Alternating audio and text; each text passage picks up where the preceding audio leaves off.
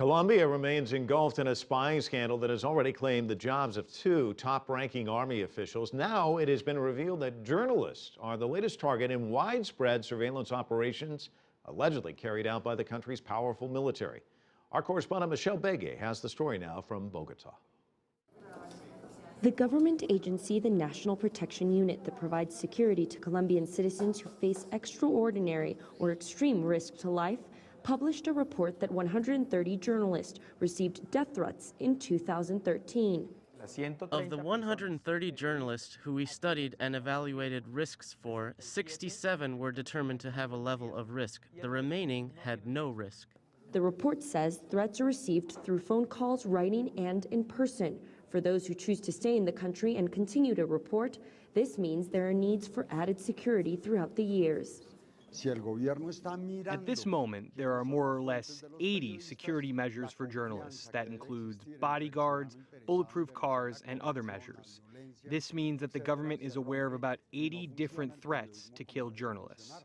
The report also showed threats are mostly seen in regions where there are armed groups and high criminal activity. Meanwhile, revelations last week showed that in Colombia's capital, an unauthorized military intelligence unit was set up to spy on government officials negotiating peace with rebel leaders. New evidence is showing that journalists in contact with rebels were also being hacked.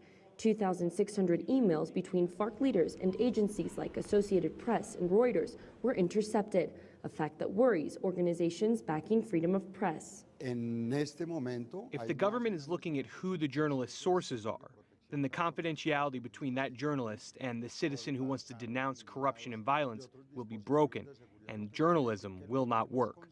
That is an attack on the rights of Colombians to be informed. This is not the first time journalists in Colombia have faced difficulties to execute their job. Claudia Julieta Duque began her career more than 2 decades ago as an investigative reporter.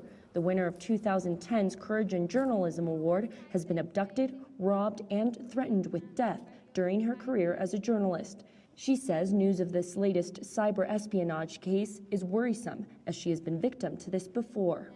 The illegal interceptions is not only the matter here, it's not only the problem. The problem is the use that these interceptions had.